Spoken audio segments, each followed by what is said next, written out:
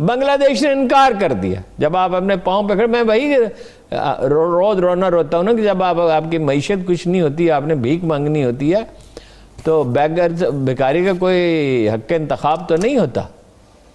High guys, جیسا کہ آپ جانتے ہی ہیں, پاکستان کے کچھ بڑے بولے اینکروں کے حساب سے پاکستان کی کچھ ایسی اسٹریٹجک لوکیشن ہے کہ جس کی وجہ سے پاکستان ساری دنیا کے ملکوں کے لیے بڑا ہی امپورٹنٹ ہے.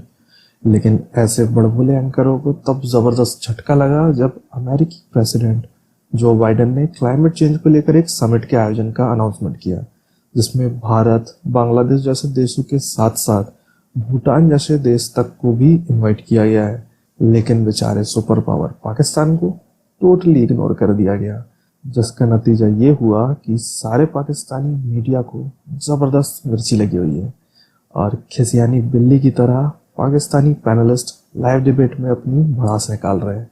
تو چلیے دیکھتے ہیں آج کی ویڈیو, اور اگر ویڈیو پسند آئے تو لائک ضرور کریں, چینل کو سبسکرائب بھی کر لیں, اور جاتے جاتے گھنٹی کی بٹن مت دبانا نہ بھولیں.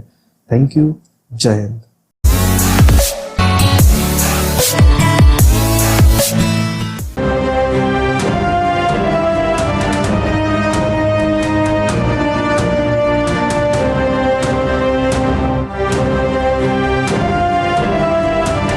Welcome back.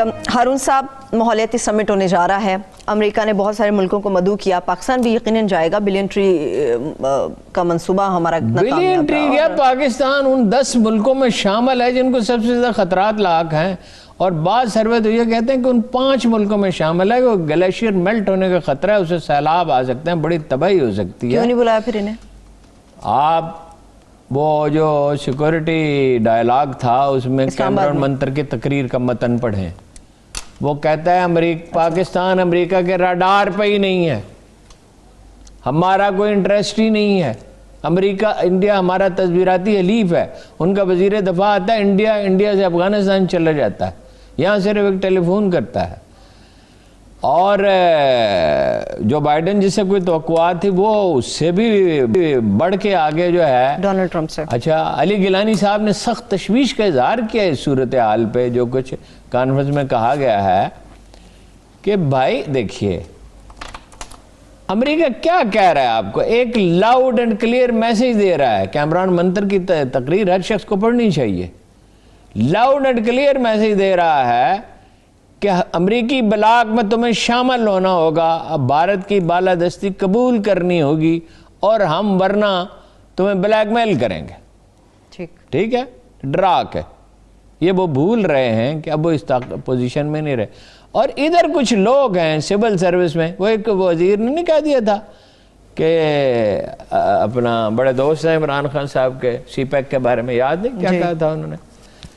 تو یہ obsession ہے ان کو امریکہ کی اور یورپ کی. بچے وہاں پڑھیں, اور لوگ ہیں پاکستانی جو ایریزونا میں جنہوں نے زمینیں خریدی ہیں اور جو خرید رہے ہیں, بچے وہاں پڑھیں, اور سول سرونٹ ہیں کتنے جن کی وہاں کی شہریت ہے.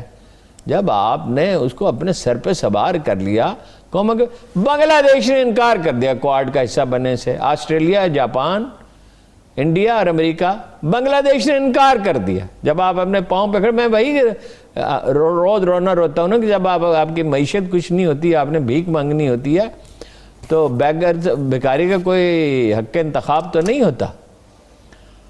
تو بھائی وہ تو آپ کو کہہ رہے ہیں آپ راڈار پہ ہی نہیں ہیں, افغانستان پہ بھی وہ آپ کو بلیک میل کرتے رہے. یہ امریکہ کی طرف جاتے ہیں بھاگ بھاگ کے. دیکھیے یہ جو خوف ہوتا ہے نا ایک, اور جو obsession ہوتی ہے, یہ جب یہ ہیومن انسٹنکٹس کا انٹریکشن اس طرح سے ہوتا ہے, پھر آمکانہ فیصلے ہوتے ہیں. وہ چین آپ کا ٹیسٹڈ دوست ہے. یہ کشمیر پہ جو کچھ انہوں نے کیا تھا تو انڈیا کو پسپائی پہ کس نے مجبور کیا؟ چین نے. پیسوں کی ضرورت پڑی کس نے دی؟ ٹینک کس کی مدد سے بنایا؟ جہاز کس کی مدد سے بنایا؟ ان کا حال تو یہ, انہوں نے ترکی کو کہا ان کو ہیلی کاپٹر نہ دیں. چین نے کہا, امریکہ نے کہا کہ ان کو ہیلی کاپٹر نہ دیں. اب امریکہ کی طرف بھاگ بھاگ کے کیوں جاتے ہیں؟ ہمیں حقیقی دوستوں کو پہچاننا ہوگا ہارون صاحب. نہیں ہم جانتے ہیں یہ کمزور لوگ ہیں. طاقت ایک نفسیاتی چیز ہے, یہ ہماری جو اشرفیہ ہے نا یہ وہیں گھستی ہے جا کے. جس وقت وہ امریکی سفیر کا ایک انٹرویو تھا, ڈان میں چھپا تھا کہ بھکاریوں کی طرح جو ہیں یہ تاجر اور افسر اور جناب بڑے بڑے لیڈر اپنے بچوں کے لیے ویزے مانگتے ہیں.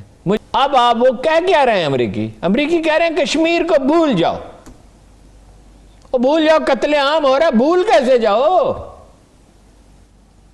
قتل عام ہو رہا ہے, قید خانہ بن گیا ہے, بھول جاؤ. تمہیں تیمور میں یاد آتا ہے کہ فلاں ایک اقلیت ہے, اس کے حقوق جو ہیں وہ متاثر ہو رہے ہیں.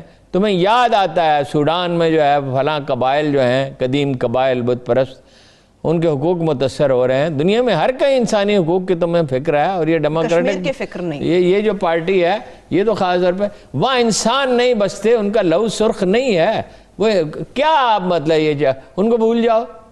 یہ مطالبہ ہے. حکومت کو چاہیے اور ملٹری لیڈرشپ کو بھی چاہیے قوم کو اعتماد ملے. اور میں آپ کو پوری ذمہ داری سے بتا رہا ہوں, کوئی اخبار میں جائے اور آزاد کشمیر میں جا کے دیکھ لے, خود مختار کشمیر کے لیے کیسے جناب ایک کمپین ڈیولپ کی جا رہی ہے. انڈیا کس طرح پیسہ خرچ کر رہا ہے, بلوچستان کے بعد اس کی نظر کشمیر پہ ہے, گلگت بلتستان پہ بھی ہے کہ یہاں پہ. آپ اگر اپنے دوست کو پہچانتے ہی نہیں ہیں کون ہے اور دشمن کو پہچانتے ہی نہیں ہیں, تو یہ اسکیپزم ہے, یہ راہ فرار ہے ذہنی طور پہ. اور اس کے بعد آپ کی زندگی کا کتنا امکان باقی رہے گا شتر مرغ کی طرح ریت میں سر دے کے اور بلی کو دے کے جیسے کبوتر جو ہے وہ چھپ جاتا ہے. بھائی یہ کوئی رویہ ہے؟ ہمارا دوست انڈیا تو دیکھیے ہمیں تباہ کرنے پہ تلا ہوا. اللہ نے ہمیں بچا رکھا ہے, ہمیں ایسے سائنسدان اللہ نے نصیب کیے, فوج کی تشکیل ایسی ہوئی کہ وہ حملہ کرنے کی جرت نہیں رکھتا. حکومتوں کو کیا کرنا اسرائیل ہوگا؟ ہے. سب سیاستدانوں کو کیا کرنا ہوگا؟ سیاستدان, یہ سیاستدان ہے, ایک آواز نہیں آتی, قبرستان بن گیا, اللہ رے سناٹا, آواز نہیں آتی. وہ اور ہر چیز پہ ریلیاں نکل سکتی ہیں, ہر چیز پہ جلسے جلوس ہو سکتے ہیں, پریس کانفرنس ہو سکتی ہیں. کشمیر کسی کو یاد نہیں ہے. کشمیر کیا ہے؟ کشمیر قائد اعظم نے کہا تھا پاکستان کی شہرک ہے, اور آپ اس طرح سوئے پڑے ہیں تاریخ کے چوراہے پہ. یہ ایک فیصلہ کن مرحلہ, 5-7 سال مشکل کے آپ کو گزارنے ہیں. اگر آپ امریکہ سے کہہ دیں کہ نہیں, بنگلہ دیش نے کہہ دیا, آپ نہیں کہہ سکتے. ایرانیوں نے کہہ دیا, آپ نہیں کہہ سکتے. بھائی مشکلیں ہم نے اتنی کاٹیں, تو اس کے لیے جو اپنی آپ اب آزادی کس طرح ختم ہوتی ہے؟ اب آزادی اس طرح نہیں ختم ہوتی کہ کوئی حملہ کرے. اب اقتصادی پابندیاں لگائی جا رہی ہیں جس کا وہ اشارہ دے رہے ہیں, آپ کو دھمکا رہے ہیں, وہ کچھ بھی نہیں کر سکتا. امریکہ پسپا ہو رہا ہے. چلیے